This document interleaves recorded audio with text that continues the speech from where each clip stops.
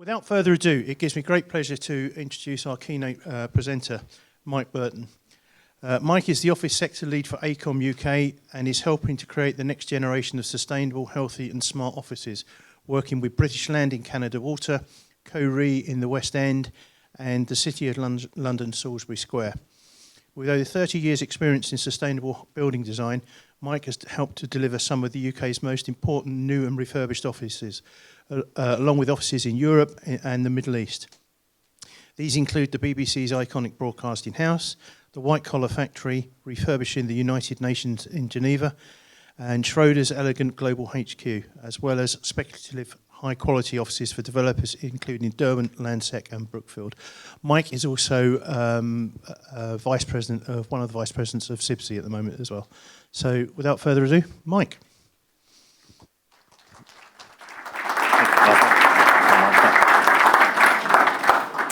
Hello.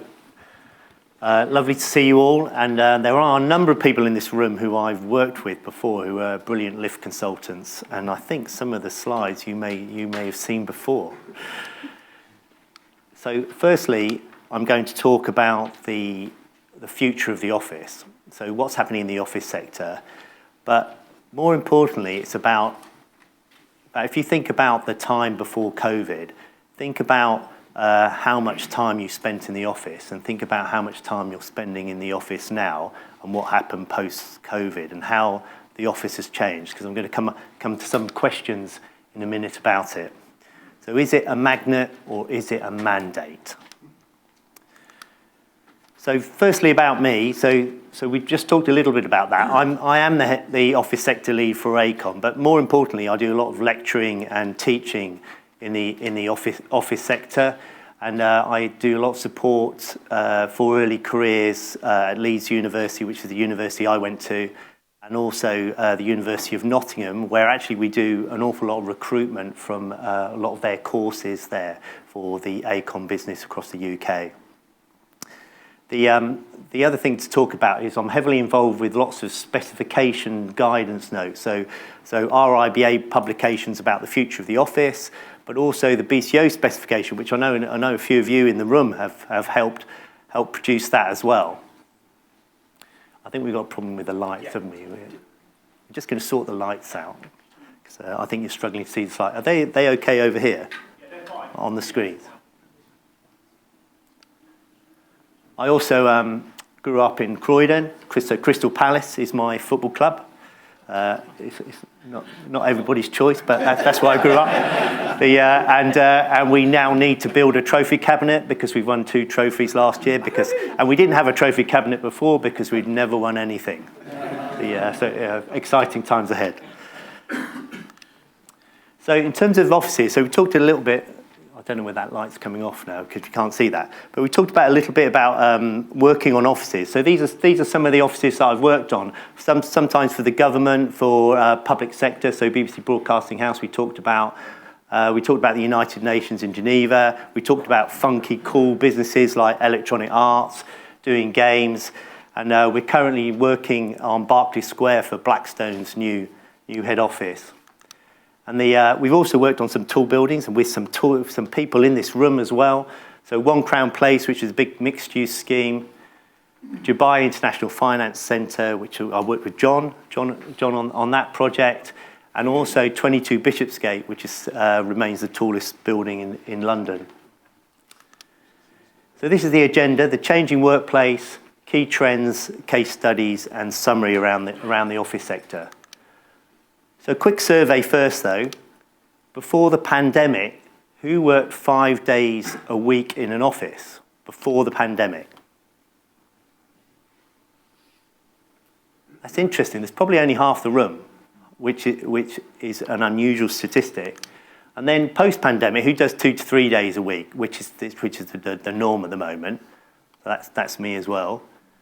And now, if it comes up, which isn't coming, but the third question is, who doesn't work in an office at all now?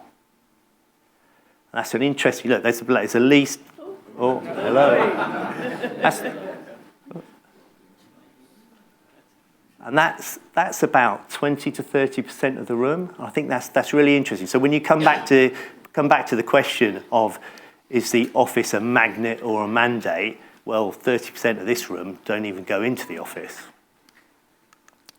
So what's happening with the marketplace? So there are loads of issues in the office sector. So currently, which is an unbelievable fact, half the office space in the UK is empty. It's empty because no one wants to go to that particular office space. It's in the wrong location, it's the wrong specification, it's not desirable for the occupier, and the person who owns it hasn't got the funds to transform that building into something that is attractive for the occupier. But what are the developers doing about that? So there's lots of green funds being set up. Pension funds, for example, are focusing on assets that are sustainable. So they're looking for the smartest, the most sustainable offices to fund. The occupier is really concerned about recruitment and retention of staff. So they're really trying to attract the best offices to attract their staff and to keep their staff. There's a big focus on sustainability, on energy, on social value, on health and well-being. So the UK return to work statistics. So who worked 5 days a week in the office? So it's interesting that 2020, so 67%, which is similar to this room. In 2023, it's 16%, so it's post-COVID. Not many people were coming back. And then 18% now, last year. But what's happening now? And if you could choose, what we're finding is the young people are working 3 to 3.5 days a week, but people who are older, over 24, are choosing not to work that long in the office. So what's the impact of that? Well, the impact is the mentoring and the training for young engineers or young consultants is not as good as it used to be. And if we all think, if people who are my age think about our early careers, we had a lot of support from older engineers who really helped your career in the early days. So 2025 then, what's happening? I'm just waiting for this to come in. It hasn't come in. Hold on a minute. Can you see the writing? Can you see the writing? I'm asking at the back. What's coming in? So what's happening now is I'm going to tell you what's happening now. Is the okay? Here we go. So 40% of the British people work from home at least some of the time, hybrid. So 40% of us are hybrid or all working from home. So why are we going to the office? 40%. 14% of us all work from home. About 30% in this room all work from home. That's really interesting. Is it special? What's special about lift consultancy businesses? I'm just waiting for the other slides to come in. The 40% of employers now require staff to work from the office 5 days a week. 40% of employers are now mandating for you to work 5 days a week. So what sort of businesses are mandating that? So banks, so any of the banks that have a trading facility, their traders are in 5 days a week. So they're saying everybody around that needs to be coming in as well. But who else is doing that? Amazon have insisted on doing that. A lot of the American companies, because their offices are empty, they're insisting people to return to work. So that's happening in New York and Chicago, for example, and if their businesses are also in the UK, they're insisting for that to happen to their staff. And I thought this was amazing. 62% of CEOs believe that everybody will be working in the office in 2027. 2027, 62%. So are we all going to go back to the office?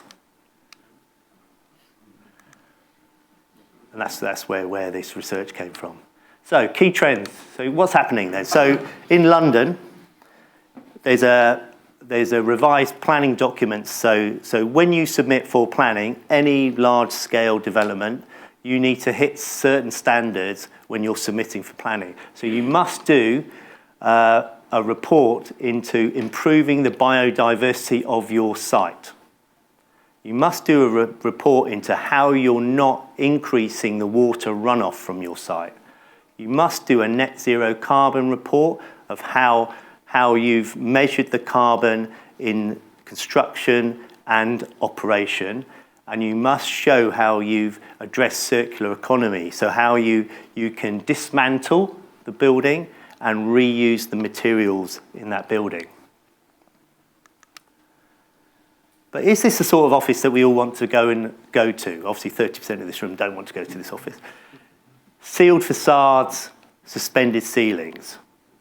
Well, that's not the trend. This is actually our office in London, and we moved in 7 years ago, and so this was almost the start of the trend of what's happening in the office. So agile working, so bookable desks, lots of planting, lots of fresh water, good air quality, healthy food, cycling, showers, things like that. But what's the difference between the first picture and this? That to that. What's the difference? No people, because that's a Friday. So what happens on a Friday is no one comes into the office, but all the lights are on, all the lifts are working, all the air conditioning's on. This is not a sustainable way to run a business. That needs to all shut down. We all need to move into one area. The people who are coming in on a Friday should work in a certain area, and that building really should be shut down to reduce the energy consumption. But the buildings were not designed to do that.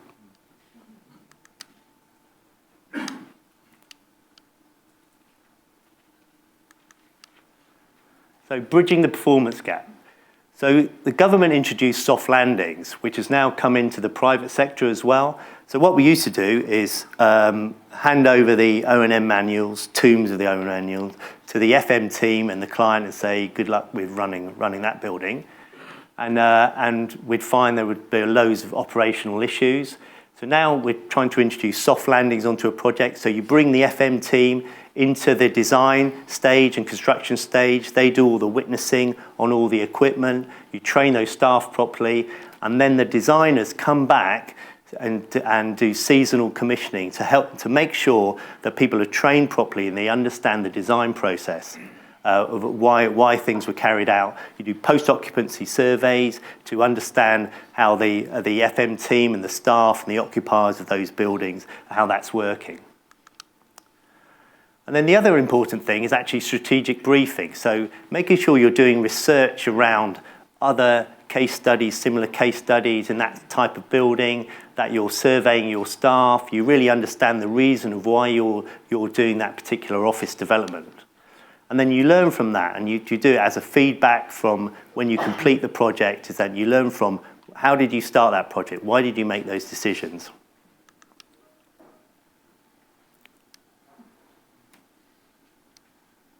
This clicker's very slow. So there was a recession in the UK in 2008, 2009. Some of you would have had fun living through that, but there wasn't in Australia. So with the Australia office market continued and developed, and they started the trend of moving out of silos into creating networks into buildings, so making sure it's very open plan, lots of staircases, joining areas, lots of collaboration space. So things that we take for granted now, but actually, you know, it was started 15 years ago in Australia. And then the office you borrow from other types of buildings, so the home or the hotel, and there's lots of new facilities being created, so cafes in areas, there's a running track there's already 2 buildings in the UK that have a running track on the roof level, slightly weird because it's a very small running track, can't go very fast, but lots of public outdoor spaces, lots of greenery, and cycling facilities. You know, the cycling phenomenon in London is absolutely bonkers, and the cycling facilities is quite amazing. And then timber. So once again, Australia led the way for timber buildings. So you would have thought it'd be Scandinavia, but actually it was in Australia. So 2009, these buildings were finished, all timber buildings. As a new material, they obviously don't have problems with insurance over there like we do. And then designing around daylighting. So there's a lot more focus on making sure you're capturing natural light. This is Sky's headquarters on the campus. It was designed all around making sure that's maximising daylighting through the office space. And then space planning principles. So designing around making sure you can see the staircases. So you use them as a means to get to different areas of the buildings. And this won't be popular, but you hide the lifts. So you hide them around the corner. So your first thought is to use the staircases and not the lifts. And you design a lot of the collaboration areas around these circulation, these staircases. And then well building. So most of you have heard of the well building standard. So that's become a mainstream in the office market. So some people call it well ready. So getting the buildings ready for well accreditation. So the other areas to think about are air qualities, minimising VOCs, making sure the building's healthy, the choice of materials that you're using. So that's what the well standard covers. And then using sensors in a building to work out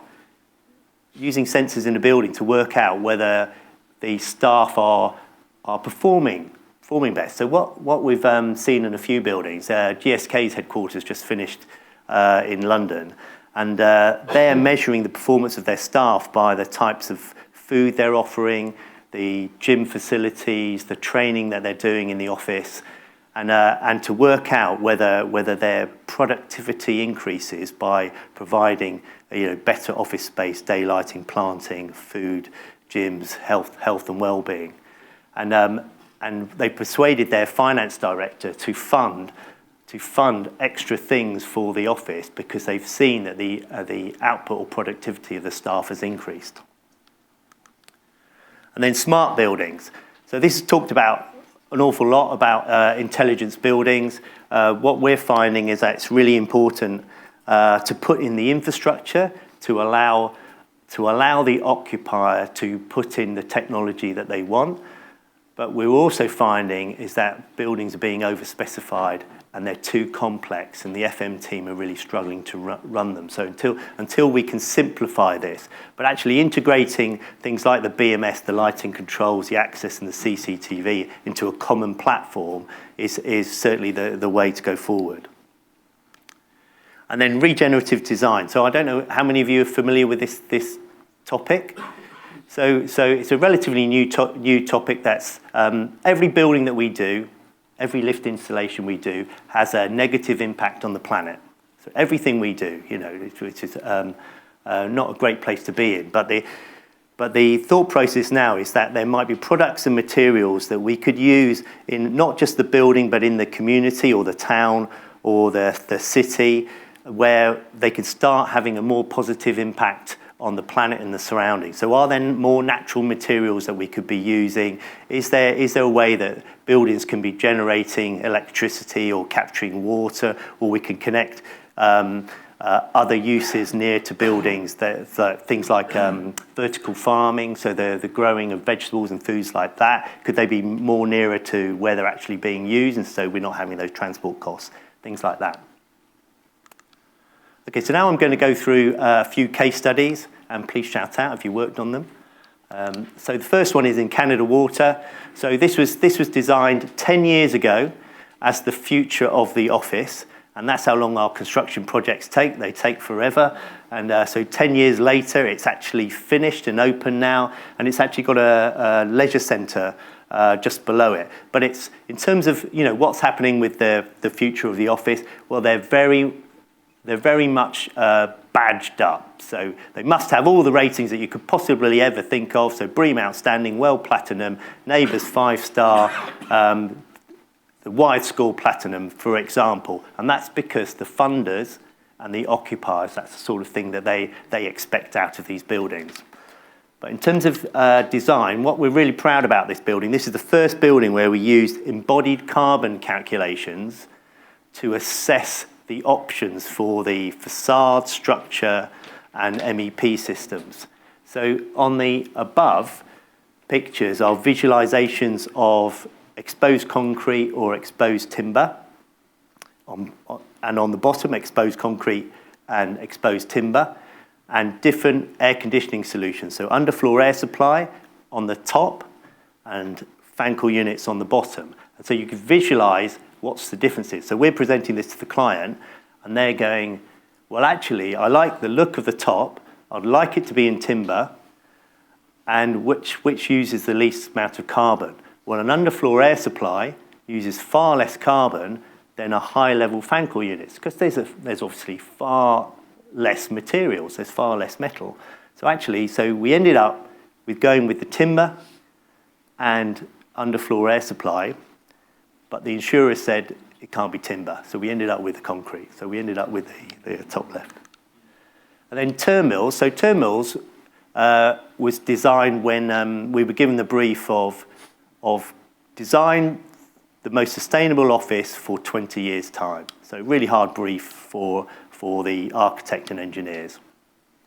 And this is opposite Farringdon Station. You'll see that if you've ever come in on the train. And it was finished 15 years ago, and it's an all-electric building. It uses the ground for heating and cooling, so it has no chillers in the building, and all the plant is at ground floor level. And what that means is that the top of the building can be used for another office and also terrace areas, so it increases the value of that building for the developer, Burton in this case. And this is what the space looks like inside. So it's an underfloor air supply system, exposed concrete again, and a media company moved into this building. And then the white collar factory, so some of you probably aware of this building. So it's won BCO National Award, so the British Council for Offices, so Best Office Award for innovation, and then 5 years later won a Test of Time Award as well, which is seen as a really prestigious award in the office sector. And the idea of this campus is that when you start up your business, you move into the first building, and then as you get more successful, you keep moving along, and the specification changes in the offices. But they used a new technology for this building, and it's called concrete core cooling. So it's where it's a bit like underfloor heating. It's like embedded that pipework in a concrete slab. So you have the reinforcement cage, clip the pipework to it, and then cast the concrete, and then you run cold water, not really chilled, but cold water in that slab, so it keeps the soffit cool, and then the radiation from your body then is attracted to the concrete, so you feel cooler in the space. So concrete core cooling, it's called, and it's the first time it's been used in an office building in the UK. It's been used in universities before in the UK, but because everybody said, what is that? I had to build a mock-up. So this is a live working mock-up that cost £1 million to show people around that this is what we're going to do in the office. So this isn't the building, this was the mock-up, a live working mock-up for doing that.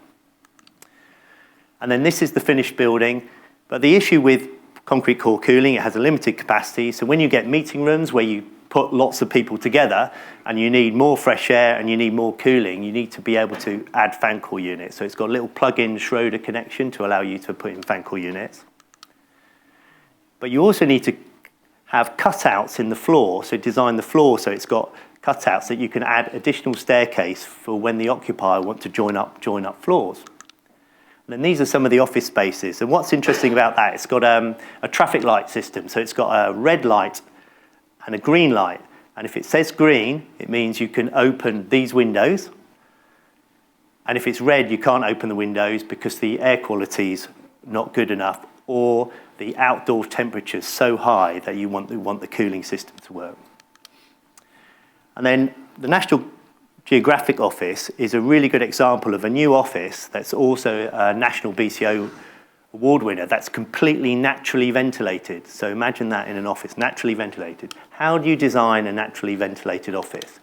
Well, you start with the fundamentals of the concept design of that. So you make sure that you can cross-ventilate across the office floor. So these are 16-metre deep office floors, which is the recommended maximum depth for natural ventilation. And then they use a space in the middle, which is an atrium. They use that as the stack.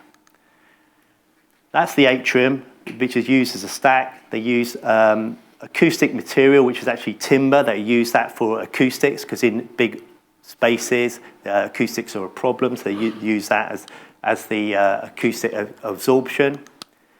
And then in an office area, so above is the concrete, so the concrete's used as thermal mass, so it's cooled at night to pre-cool, and then it keeps the temperature down during the day. They have an openable window at low level, so it's not actually a window, it's an opening partition. The reason why it's not a window is because if you have opening windows, they have a far higher heat loss. So they use it as a solid partition to do that. And then on the top of that window is a BMS-controlled opening, which is controlled on CO2 sensors and temperature, and that automatically opens to cool the building and provide the fresh air. So similar to things that I showed in our office, so lots about planting, stand-up desks to keep you healthy apparently, things like that. And then lots of outdoor spaces, connecting to indoor to outdoor spaces for the building, and then dealing with the acoustics when you've got far noisier areas like a canteen or a cafe. And then lastly but not least is the forge. So are any of you familiar with this building? So this was developed by Landsec, but it wasn't just by Landsec. The UK government also funded this project, and also Cambridge University helped fund this project as well. But I won't go through all of this, but these are some of the modelling that was carried out, so the design modelling. So it's completely manufactured off-site, shipped along the Thames, and assembled on-site. Absolutely everything in the building. So it had no wet trades, everything came in modules and was prefabricated and put together. It was a joint venture between Sir Robert McAlpine and Mace, and it was procured under construction management, and so it wasn't design and build, which tends to be the trend in the construction industry. It was construction management. And it's had some amazing feedback from the research that's been carried out. And this is just a video of some of the construction going on. So it's got no temporary works on the project. So most projects have loads of temporary works, don't they? We see all that. Had no temporary works at all, had no basement. So then you're reducing all the carbon and the digging associated with that. But it's seen as a UK innovation project, so people from all around the world come and have a look at this project. It's very well publicised. There's lots of articles about that. You can find out about this, and it's how the future of our construction industry should work better. So some real lessons learned from this. And these are the final pictures, just near the Shard.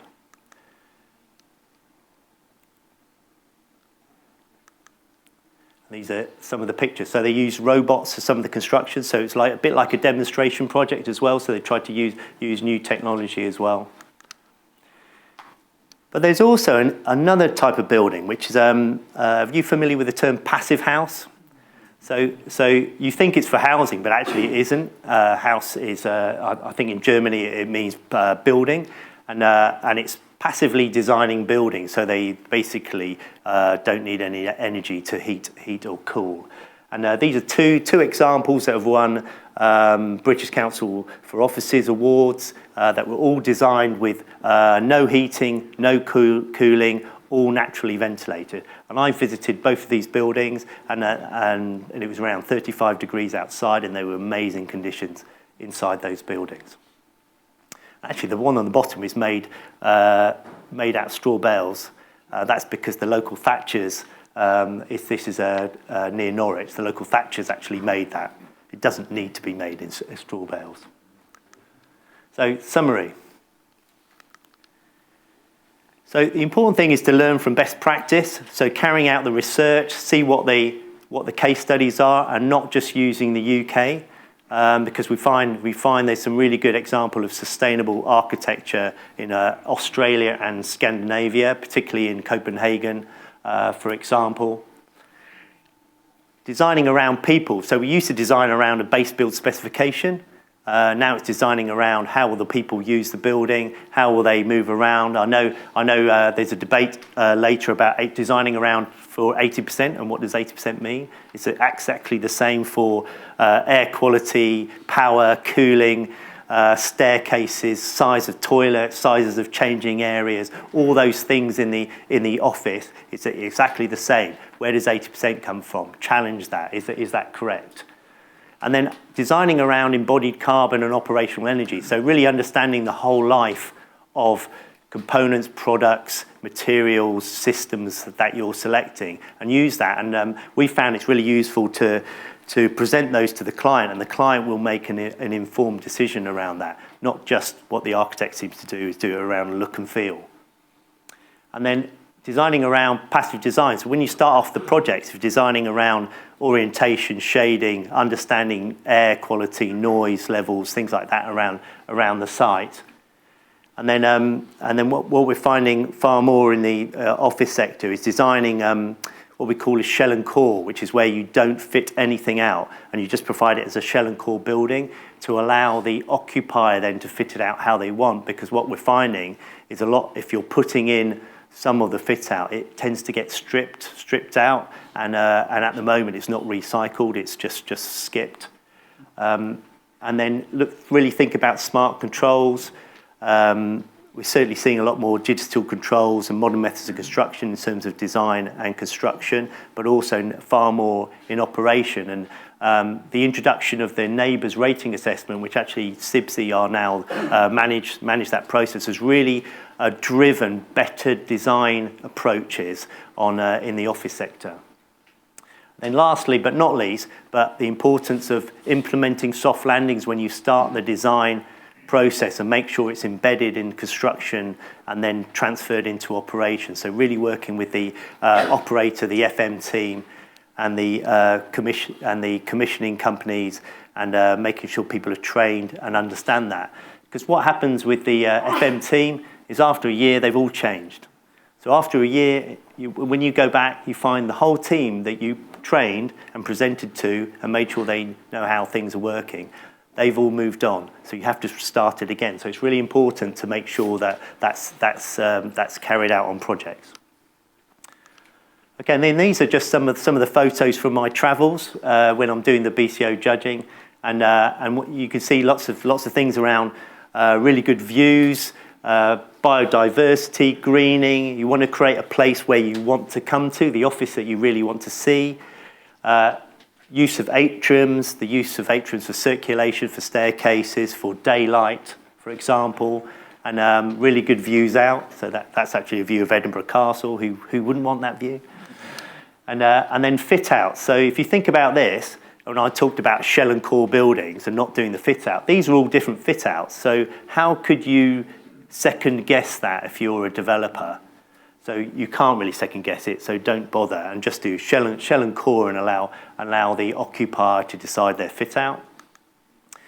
And then PVs on every single building now is part of planning, and you tend to see farms everywhere, and you tend to see public parks, lots of viewing galleries, and that's normally part of planning now in London, for example, is that you have to provide places for the public to go to and see, but there's also spaces for the public to come into those buildings. Lots of colour, lots of artwork, and even a gorilla, and you can sit on its hand if you want to.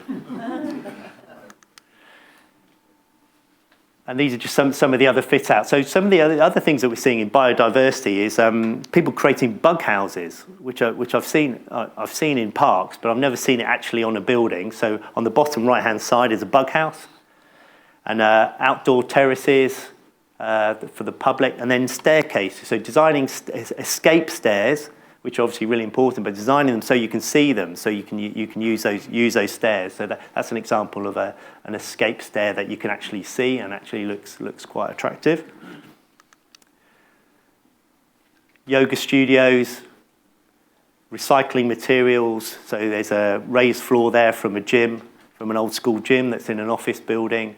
We're seeing specifications where the client is saying saying you must, everything must be recyclable on this project, or you must take everything, must be repurposed and recycled. So we're seeing some of the fit outs that are like that as well. Can you imagine setting that as a brief for a lift? Could you take a lift from somewhere else and reuse that? And that's the conclusion. So if you think about the question, is the office a magnet, or are you mandated to go? Well, most of this room aren't mandated to go, are you? 30% of you don't go there. Thank you very much. And any questions?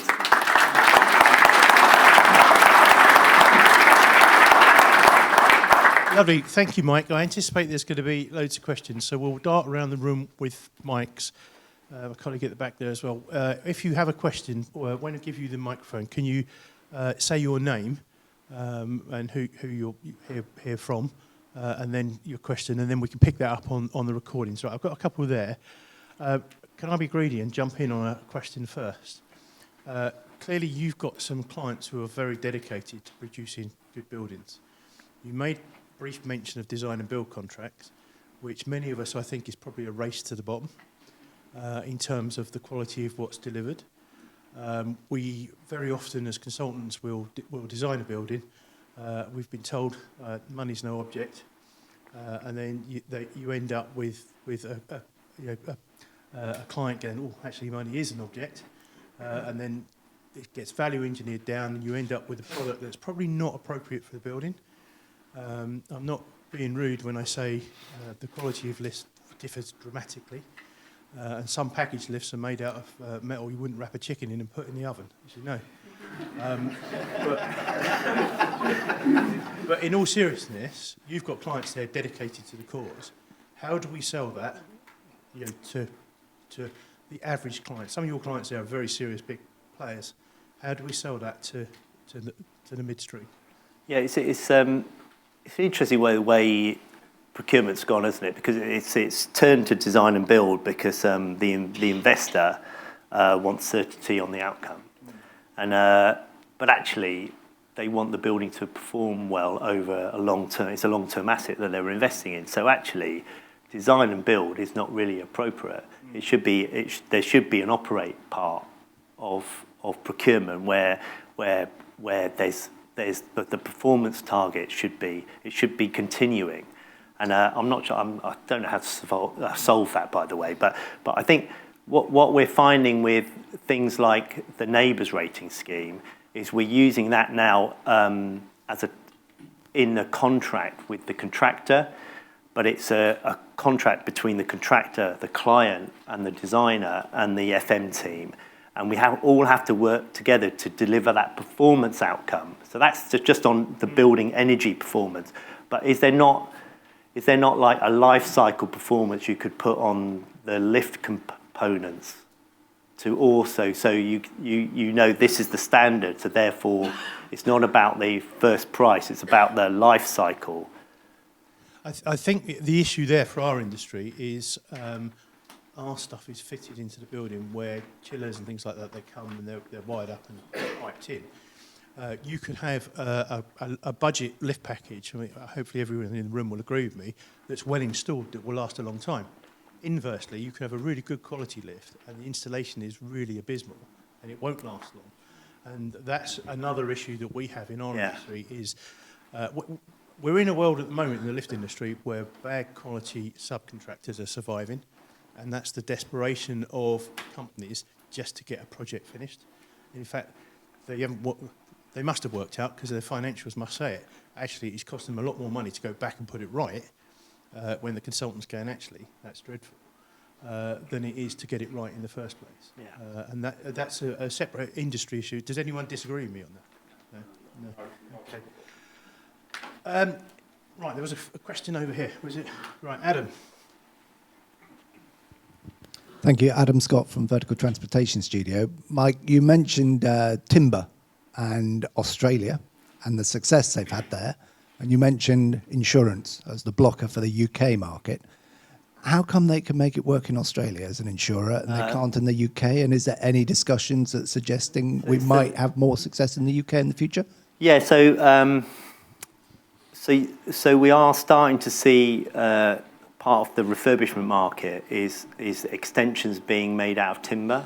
I don't think we're ever going to get it into the housing market. So actually, in tool building, we just finished a tool building in Melbourne, which is residential, and that is all timber. You know, you think, oh, is that risky? But so all the fire tests have been carried out in Australia and accepted. So the timber still stays there, so it chars. So you oversize the structure, chars around the structure, but the core is left. And that's been tested, but we haven't done the testing in the UK. So the post Grenfell world of fire risk assessments is that no one wants to accept, no one wants to be brave enough to do that. So that's why. But we are seeing concrete frame structures and then timber floors, and then the timber's treated.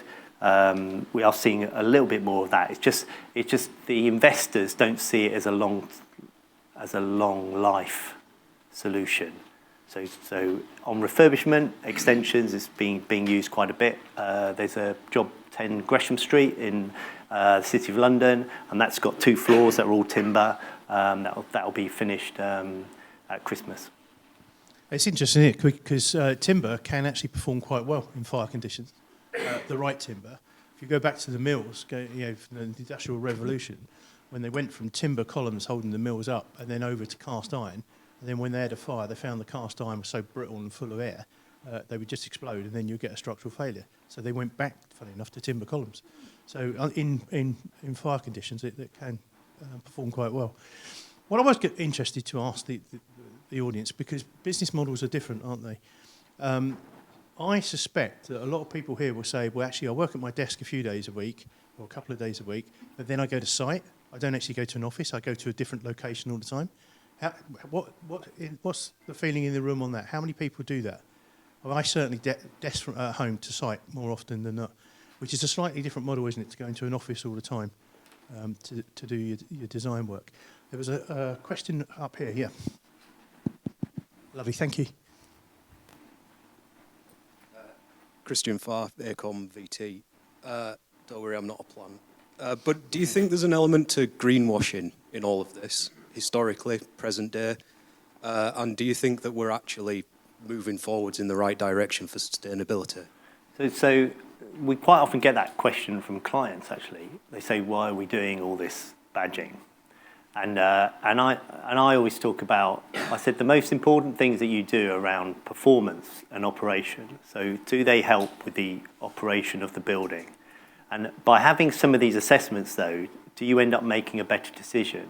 So for example, if you're looking at the materials and where they've come from, so if they have, some of you may have heard of One Click, and if they're on their assessment, so they've been assessed for where the material's been made, how much carbon's been used. It'll also assess where it's coming from, and so I think it makes more informed decisions. So you should be using the sustainability advice that's out there for making the right decision on the project, but not necessarily using it as the be-all, end-all. So at the moment, everybody wants to, if you're an investor, you want a building that's badged. So you want a BREEAM Outstanding, WELL Platinum, LEED Platinum building. But actually, if you're an occupier, you want a building that's in the right location, that's attractive to your staff, that reflects your brand. You're not necessarily focused on the sustainability badging of that building, but you want it to work well for you, and you obviously don't want excessive energy bills. So if you think about I'm coming back again to the neighbours rating, because I think the neighbours rating is brilliant, because it's not a planning requirement, it's not a building regs requirement. I think it should be. You should demonstrate your energy performance of your building after you've completed it. I think you should do that. Public sector do that as decks, but then I don't think they're taken very seriously. They should be, and there should be a league table, and people should be called out for poorly performing buildings. Because you can have a building that's, you've heard of the EPCs, you have a building that's an EPCA, and it's the worst performing building because it's not being managed properly, but it's not it's not called out. And I think there should be this league table.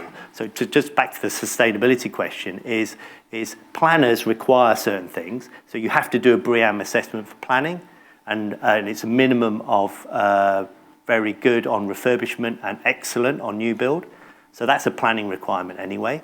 But for an occupier, I would be saying, what about the performance of the building? You know, air quality, health and well-being, energy performance, and is it in the right location? So, Mike, what's going to happen to these 50% of buildings that are unoccupied? Well, some of them are the out-of-town business parks, which, you know, we all thought were the future. Paddle courts. And unfortunately, no one wants to go there. So they were too big. They're massive buildings. The sort of occupiers don't exist who would occupy those buildings, so they're not fit for purpose. They need to be repurposed. I mean, there's a massive housing shortage, isn't there? And can you convert them easily into housing? Probably can't, because the floor-to-ceiling heights are enormous, aren't they? And they're massively deep. You know, you need to cut chunks out of those buildings to do that. And also they're on. You have to drive to all these places. And if you think the occupier doesn't want to be on these out-of-town business parks anymore, they want to be in city centre locations, near really good transport links, with loads of good stuff around for their staff to do. So the staff can go, oh, look at this is really cool. I'm in King's Cross. I'm in these areas. That's a great segue as well, because Sibsey moved from. Anyone remember the Balham headquarters we had and the building service centre that was well out of date, but we were used for conferences. We've now moved to a lovely office in Saffron Hill, right by Farringdon Station, and transport links are perfect, aren't they? So a great move. Thank you. Yeah. Danny Hilliard from Cundrell. Just lead well and neighbours have a very limited sort of requirement in terms of VT. BREEAM in itself has quite a limited requirement. How do you encourage your lift suppliers and your consultants to actually be proactive in providing, you know, the greenest solution or innovative solutions for buildings? So you obviously need a really good lift consultant, don't you? As part of your design team, who, you know, a bit like I said, that whole briefing, the briefing stage of a project is key, because that's when you can probably add the most value to the decision making. And that's why it's important to have the experts in the room who are saying, this is what's happening in the lift market, this is the latest technology, this is the technology that regenerates energy, this uses the least. Because the only scheme where you actually look at the lift energy consumption is the neighbours rating, and it only applies to the office market. Yeah. So what about all the other markets? Yeah. There doesn't seem to be an incentive to have that development and that innovation from the guidance and the ratings that are being put on buildings, where there is in a lot of other disciplines. I mean, we've heard neighbours, we've heard LEED, we've heard BREEAM. Is there an appetite in the room for the society to actually do a session on these various things? Is that hands up? Yes. Yeah. Good. Yeah. I think there's a lot for me to learn from that. Certainly. My colleague here. Hello. Andres from DG Para. Mike, thank you. Very, very cool presentation. I have a question. Are there ratio statistics numbers about the efficiency or inefficiency of people actually staying home? Because if I stay in my home office, I have the light turned on, I put the heating pretty high, you know, like energetically talking. Are there numbers about what it means if X million people stay at home, the added damage? There has been some research on home working, but mainly around mental health. And whilst there are obviously lots of benefits, there's also the disadvantages of not coming into contact with lots of people regularly. And there needs to be more research on it, because we had the first part of working from home is you know, we all got used to it and had routines, and then we were forced back to the office for 1, then 2, and then sometimes 3, and then sometimes 5 days a week, and it changed the routine. And actually, a lot of people left their employment and went to work for other companies who would allow them to work from home. But I'm interested in that whole statistic about CEOs saying that in 62% would all be back in the office. And what's the impact on that on your health and well-being? You know, I'm not sure about that. My personal concern is we employ 30% of our staff are under 30. And it's looking at making sure that they've been looked after. They've had a terrible time through COVID, either at school or at college or at university. And there's some soft skills that they're certainly lacking and need some real support on. And they need the more experienced people to be around them to support them. So whether and I know some of the companies, they're allowed to stay at home. I mean, I don't know what skills they're learning there. You know, where they could be in an office learning from experienced engineers and consultants. So that my worry would be the generation, not necessarily what everybody's doing at home, because actually, you know, we're all mature adults and we can make grown-up decisions about that. But people who've just come from school or college and working from home full time, they're the people I'm really worried about. Yeah. Thank you. Richard Peters Research. I want to take you back to Dave's original question about the problem where we have really cheap package lifts, and then they basically don't last very long and are expensive to maintain, and the overall cost of ownership becomes high. I think it was probably about 15 years ago. I was at a presentation where someone was proposing lifts as a service. So basically, you have your building and you pay for a lift service, and you pay for it to reach this level of standard of quality, and you sign up for a 20-year contract or whatever it is, so that it's worth the installer putting in good equipment that will last the 20 years rather than something that needs to be skipped after 5. John Bentley made a very rude joke a number of years ago, which I'm not going to repeat. I will over coffee. The sponsor was in the room. Yes. Is that something that is happening in other parts, other equipment, air handling units and stuff like that? Are people sort of do they have the same problem as we do? It's very limited. There is, you can do that in lighting. I know Philips have offered that before, but there's very little take up because it's not seen as you're getting the best options from doing that. Obviously the private finance initiatives, PFI, that was exactly that model. It was that model, wasn't it? And but ends up with a massive bill right at the end, doesn't it? It was certainly. I think because it's hidden. You know, it's like everything you were talking about. It's like hidden, isn't it? And it's almost like how do you monitor, make sure that the quality is installed? So actually, the lift consultant's skills in monitoring that and making sure you're appointed to monitor that. There's a consultancy role that we sometimes get appointed for, which is called compliance monitoring. And so, it's always when there's a design and build contract, we come in and then do the monitoring on the construction to make sure it's being delivered in accordance with the employer's requirements, all the specifications. And I think that role's more important. We need to reinforce that to the client and making sure you've got the technical skills to carry out those audits on complex systems like the lifts. A few editions ago in Lift Industry News, and I imagine everyone signed up to Lift Industry News, I wrote an updated paper called How Expensive is Cheap? Because with lifts you get the building interruption, you get the carbon discussion, it's being made 5 times when you could modernise a lift once, maybe a good quality one. Then it comes back to the quality of installation, that sort of thing. So, I have covered that previously in columns. Ralph, I think you've got a question? Yeah, sorry, it's Ralph from Vertica.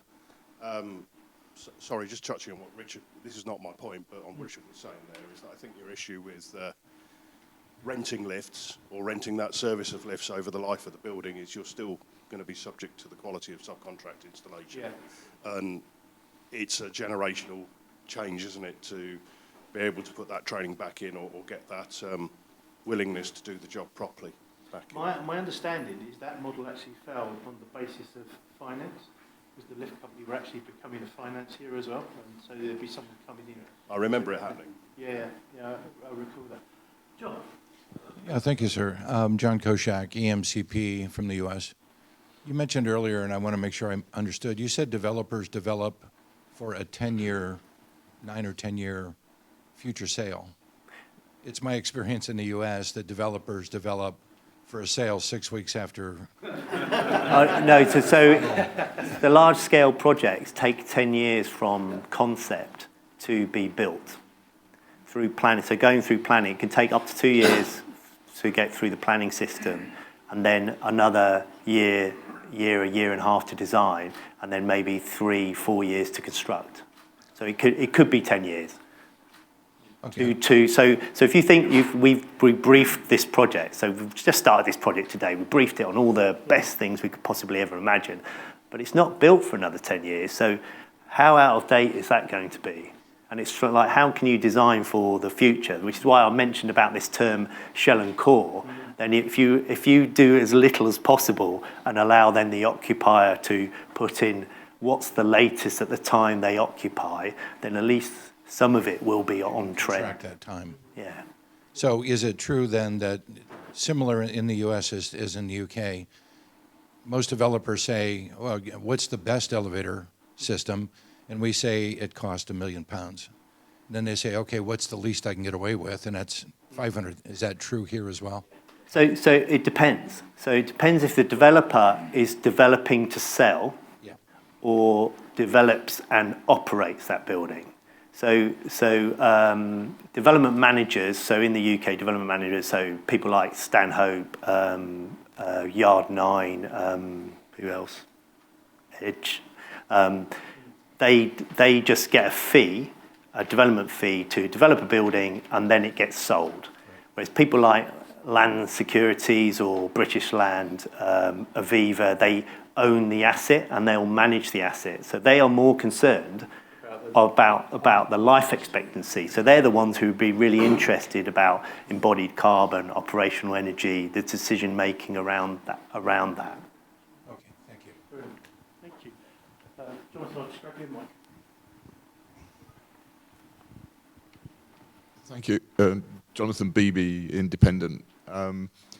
You've spoken about specific examples of how very intense design activity has gone on within a building, for example, on people flow throughout the structure. But all the examples have been of individual buildings. Is it possible to extend that into the environment in which the building exists? Or is that too complex? Or is it the responsibility of other city bodies to mandate how the people flow outside the building should be integrated with the people flow inside?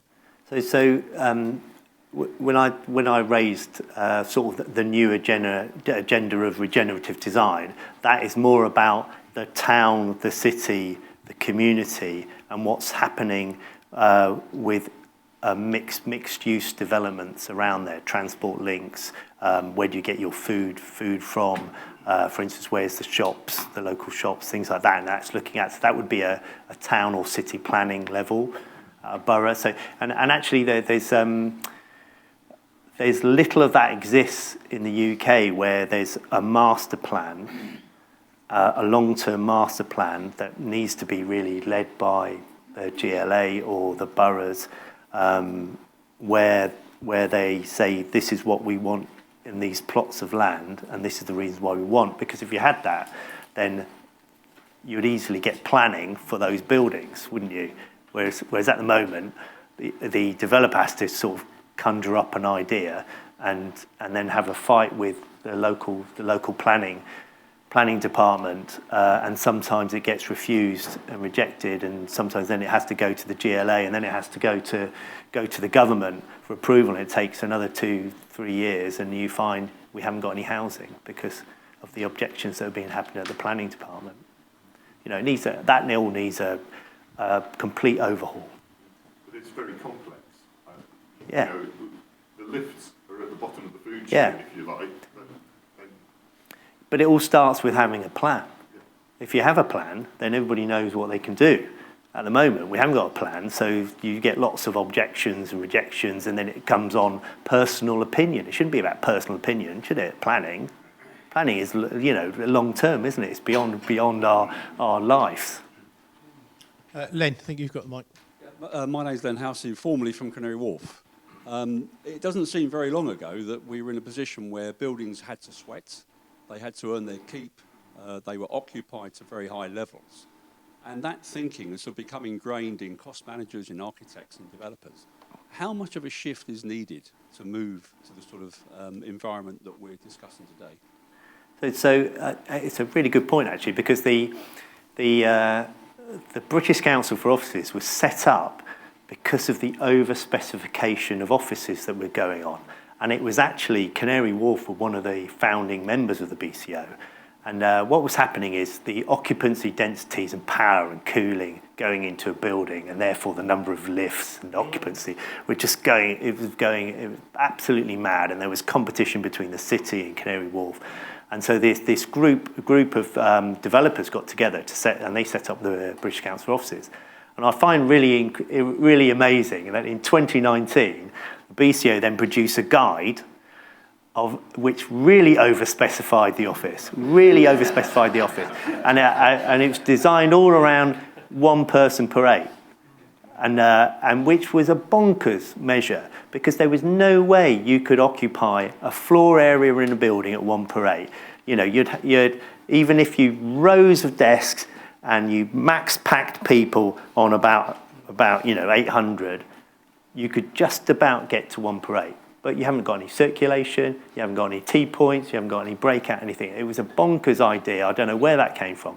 So fortunately enough, in 23, that was completely thrown away, and now it's 1 per 12, better fresh air rates, more breakout space. We've really reduced the power consumption in the buildings because that was never realised. I don't know why we're doing that.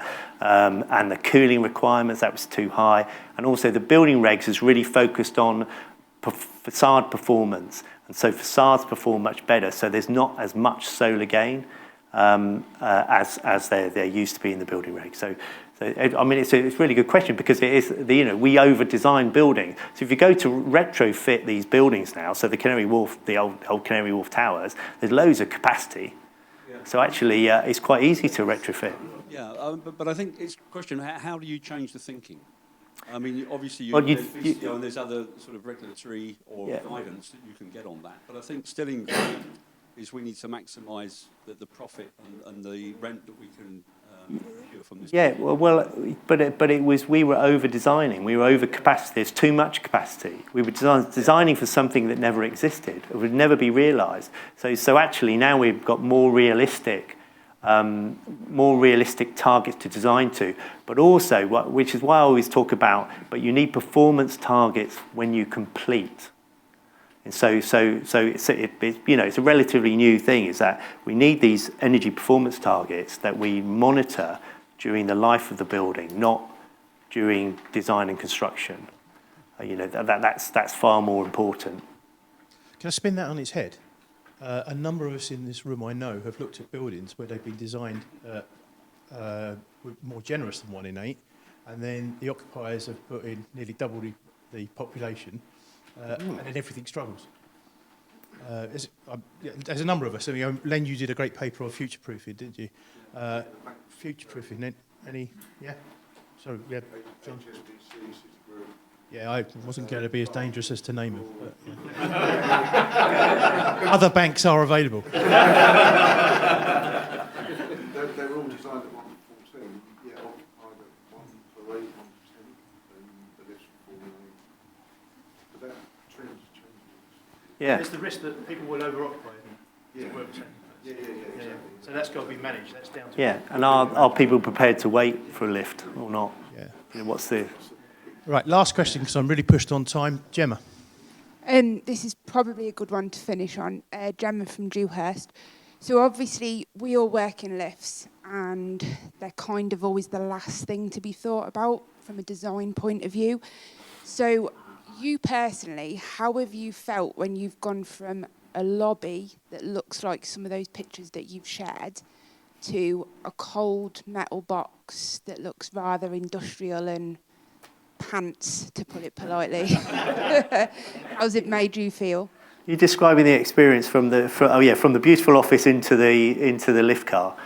The integration of design between the lift car, the lobby, and reception or the office floors is really important, and that integration needs to be seamless and it needs to be designed together. And actually, you know, when you're talking about, I was talking about shell and core and fit out. Actually, the lifts probably need to be flexible that you can easily upgrade them. So actually, bespoking the interiors is not necessarily a good idea because of the occupier changes and their branding, the colour, the feel of their office floor. To be honest, I have not experienced that. Normally, the lifts are, we work with brilliant lift consultants, who a lot of them are here, and they know that's really important. And actually, if you ask the question, it gets incorporated in the design and specification. If you don't ask the question, funny enough, you might end up with whatever's coming from the factory.